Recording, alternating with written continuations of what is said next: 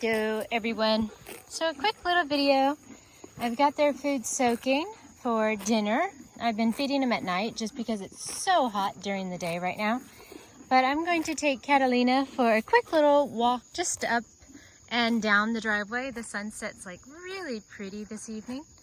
I don't walk them in the woods right now just because it's really overgrown and the ticks are really bad. The flies are really bad. So I'm just going to take her for a quick little walk up and down the driveway just so that you guys, just so I have a video for you guys. There hasn't been much going on since we've gotten back from California because it's just super hot. And yesterday marked 14 days of quarantine, and we have survived. Knock on wood, we did not get cooties from California. Doesn't mean that we're not going to get cooties from doing errands and going shopping here. But we didn't get any going to California, and that it really is nice that it turned out good and we have been healthy and our normal selves. But anyway, here's Catalina. Yesterday we walked Fabio up and down the driveway. I normally stop and let them snack on the grass, but we just cut the grass yesterday, and the reason why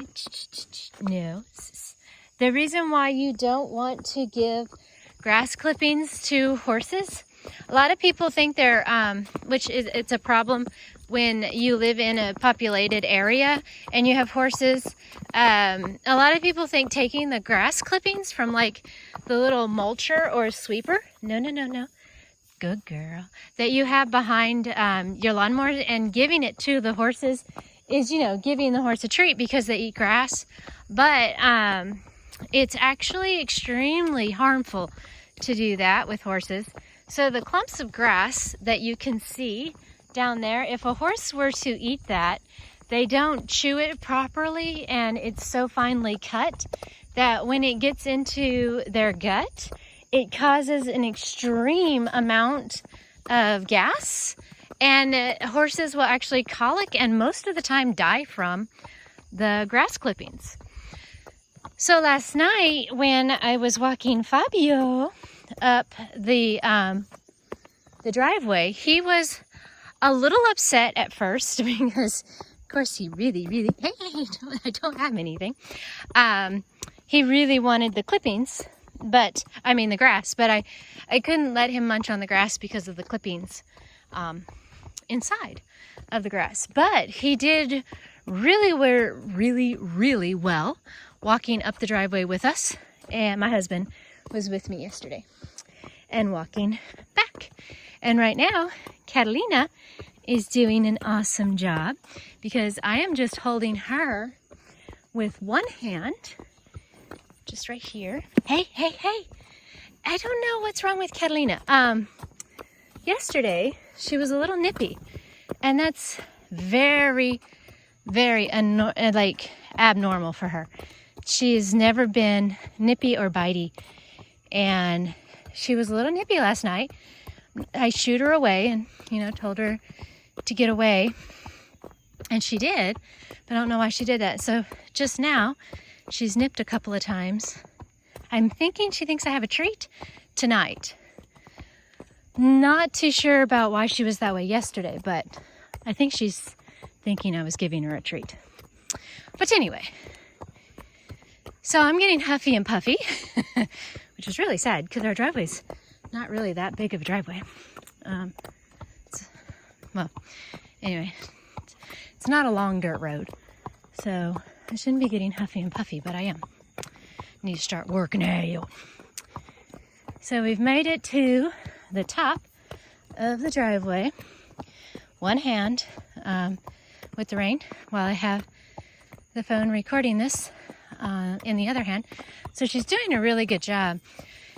If you've been following me since I was doing the walking around the property during the winter, trying to get 100 miles in, I really believe that's what has really helped with walking the horses, because they learned a lot about respecting me, and I learned a lot about them just walking around the property with them. And so even though it might have seemed at times very generic or boring, you know, I'm just walking a horse around the property, I am really astounded by the amount of ground manners that we accomplished. She has a fly on her ear. The flies are really bad right now. Because when we first moved here, even though she's being like really anxious right now and she really wants to eat that grass, she's not like fighting me. She's not, you know, being mean about it. And she is giving very lightly to my hand. And I definitely would not have, I would have definitely not been able to have done that before I walked the 70 miles with them, because I would have been nervous and that would have made them nervous and pushy. But because I put in all of the work and just walked them around the property, and we learned so much about each other, that now I'm able to walk outside the fenced-in area, and even though she's wanting the grass, she's listening to me and doing an awesome job. And that's definitely a credit to walking the property during the winter and spring months. So even though this may not look, you know, the greatest, because she is still trying to get in my way, and she is, you know, walking past me, I'm allowing her to do that. That's not bothering me. And right now I'm just laying this rope over to let her know that she cannot get that grass right there, even though that's what she wants.